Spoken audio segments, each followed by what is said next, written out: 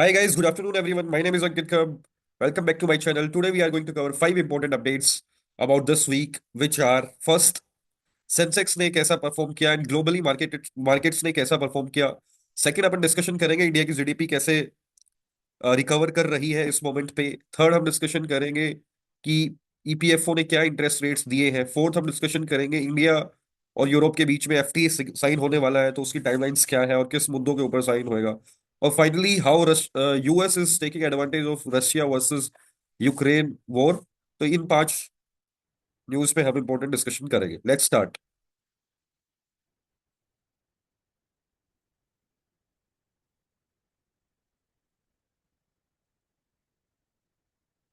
So the first is February blues. 40 lakh crore investors wealth wiped out during the month. अकेले फरवरी month में 40 लाख करोड़ लोगों का पैसा डूब गया है। फॉरेन इन्वेस्टर्स ने 25 बिलियन डॉलर, अगर एक बिलियन डॉलर में 8,500 करोड़ होते हैं तो उसके साथ मल्टीप्लाई करोगे तो 5 मंथ के अंदर इतना पैसा निकाल लिया। सेंसेक्स सिर्फ एक दिन में 1414 पॉइंट गिरा है। और सेंसेक्स ने रिटर्न कितने दिए, जस्ट इमेजिन। देख, अक्टूबर में -5.8%, नवंबर में 0.5+%, बाकी दिसंबर में भी माइनस में, जनवरी में माइनस में, फैब में -5.6%। ये हालत है। और पैसा किसने किसने, अक्टूबर में हमने 30 लाख करोड़ लॉस किया था, फरवरी में हमने 40 लाख करोड़ लॉस किया।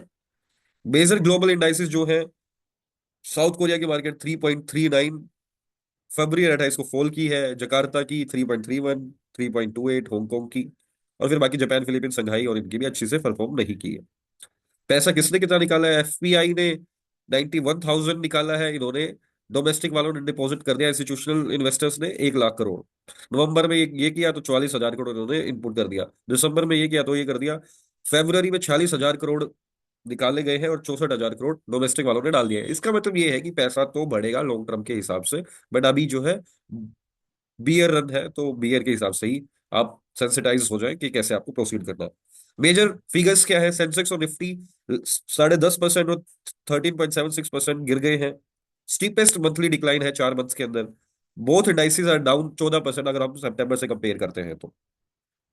Heavy selling by FPI, foreign portfolio investors से उन्होंने अकेले फरवरी मंथ के अंदर 46,000 करोड़ की सेल कर दी है और सिंगल डे के अंदर 11,639 करोड़ के स्टॉक्स को सेल ऑफ कर दिया। डोमेस्टिक इन्वेस्टर रिस्पॉन्स ने उसके कंपैरिजन में 12,308 करोड़ रुपए डाल दिए हैं। इसका मतलब ये है कि थर्ड आईएएस है सिंगल डे परचेज का। इसका मतलब ये है कि स्लोली मार्केट रिकवर करेगी। और कुछ गवर्नमेंट के इनिशिएटिव्स भी होते हैं कि स्टॉक मार्केट में इतना इरोजन ना हो। वेल्थ का इरोजन हमने देख लिया 40 लाख करोड़ फैब में, और अकेले एक दिन के अंदर 2 लाख करोड़ वाइप आउट हुए हैं। ग्लोबल मार्केट्स का भी हमने देख लिया कि 3% से ऊपर जो गिरे हैं, साउथ कोरिया, इंडोनेशिया और हांगकांग। सेक्टर्स किस पे ज्यादा इंपैक्ट पड़ा है, इंडस्ट्रियल सेक्टर पे गिरा है 16% नीचे गिरा है, capital goods 14.5%, reality 13.5%, IT 12.5%, power 12%। Market sentiment तो अब भी यही गए बोल रहे हैं कि वोलेटिलिटी बनी रहेगी। इन्वेस्टर्स को बोला गया है फोकस करो क्वालिटी स्टॉक्स के ऊपर। तो ये थे स्टॉक्स के बारे में अपडेट। जीडीपी इंडिया की कैसे ग्रो की है, पेस क्या है, वो डिस्कशन करते हैं। FY फाइनेंशियल ईयर 20 में 4% से ग्रो कर रही थी। 21 में कोविड का जो इम्पैक्ट पड़ा था वो 5.8% से रिडक्शन हो गया था। FY22 में 9.8% आया। इसको हम तो बेस ही नीचे हो गया था तो ये कोई कंसिडरेबल नहीं है, बट ये कंसिडरेबल है। 7.6% इज ओके। लेकिन FY24 में 9.2%, दिस इज ग्रेट। बट इस बार फिर वापस से हम 6.5 आ गए हैं।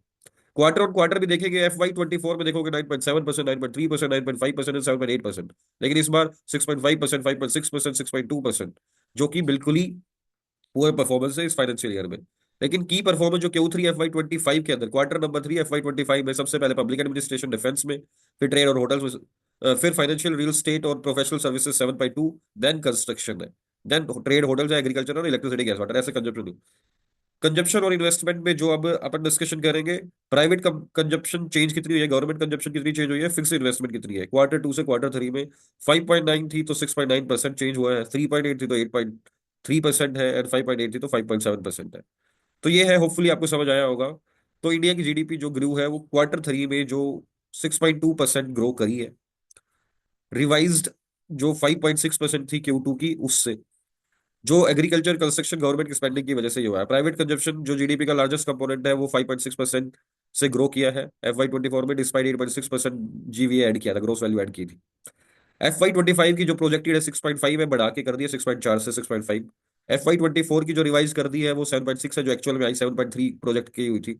पब्लिक सेक्टर का कैपेक्स 18% बढ़ गया है। मैन्युफैक्चरिंग का जो ग्रोथ है वो 10 साढ़े 10% कर दिया है 5.3 से। ये FY 24 की बात कर रहा हूँ। नेट एक्सपोर्ट ग्रोथ जो है 10.5% और इम्पोर्ट जो है 1.1% कम हुआ।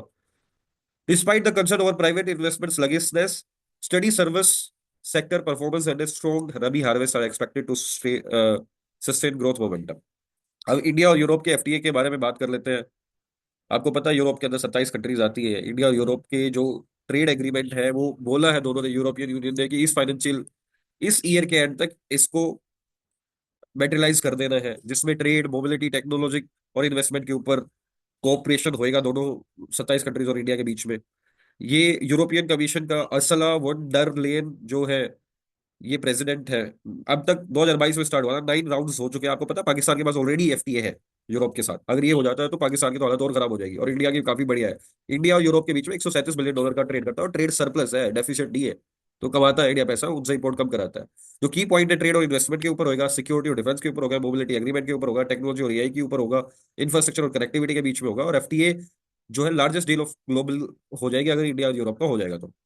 EPFO ने रिटेन किया है interest rate for FY 25 at 8.25%, जबकि FY 20 में 8.5%, FY 21 में 8.5% था।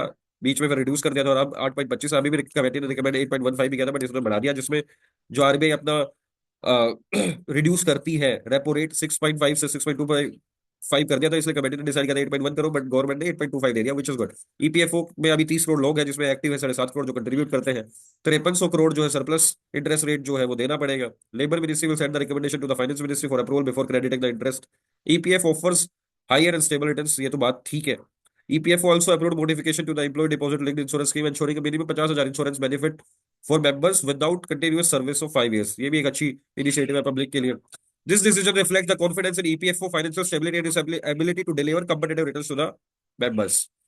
भाई आपने ये वीडियो भी देखी होगी, ये कैसे ह्यूमिलिएट किया था जेलेंस्की को, और ये कैसे एडवांटेज उठाना चाह रहा है कि यूक्रेन से सारे मिनरल्स ले लेगा और उसके बाद भी इसको सिक्योरिटी सही ढंग से दे नहीं रहा, और रसिया हटने वाला नहीं है। रसिया जितने भी उसने एक्वायर किया है वो उसको वापस देगा नहीं। अब ये ना इधर का रहा ना उधर का रहा, ना तो ये नाटो में जा सकता है, ना ही ये रशिया से बच सकता है, और ना ही इसको US सपोर्ट कर रहा है। यूरोप ने थोड़ा बहुत सपोर्ट किया था, पता नहीं कैसे क्या सिचुएशन होगी। बट हाँ, इसके पास जो है, जेलेंस्की ने अर्ज किया ट्रम्प को कि भाई वो ऐसी सिचुएशन ना आने दे और उससे जुडिशियली नेगोशिएट करे रशिया के साथ। और उसके बाद 3 ईयर वॉर को ट्रम्प ने बोला है कि वो बंद करवाना चाहता है, तो उसका डिफरेंस स्टेंस है कि वो अब आगे से इसको नहीं करना चाह रहा, उसके बाद इसको बंद करना चाह रहा है। Ukraine soldiers have been brave, Zelensky ने अपना बताया। और ये वो कुल मिला के बात है कि यूक्रेन को $15.5 बिलियन मिलने वाले हैं। $900 मिलियन की 8वीं इंस्टॉलमेंट है, $9 मिलियन की एक नेक्स्ट इंस्टॉलमेंट है। इन सारी चीजों से IMF जो है endorsement is required for further disbursement ensuring the Ukraine remains financially stable amid the ongoing war। ये बात सारी ठीक है, but development highlights that Ukraine ongoing diplomatic and financial struggles amid shifting US foreign policy priorities under Trump। कहने का मतलब ये है कि फाइनली यूक्रेन के दिन खराब होने वाले हैं, क्योंकि US ने फॉरेन पॉलिसीज को चेंज कर दिया गया है। वो अपने मिनरल्स भी खोएगा, अपनी लैंड भी खोएगा, अपने बंदे भी खो चुके हैं, और अब वो नाटो का मेंबर भी नहीं बन पाएगा। अभी ऐसी सिचुएशन हो चुकी है। और फिर रशिया वशिया अपने फिर वही है, वो जो के तो खड़े रहेंगे। ये थी आज की इंपोर्टेंट अपडेट, होपफुली आपको अच्छा लगा होगा। Thank you, bye bye, take care.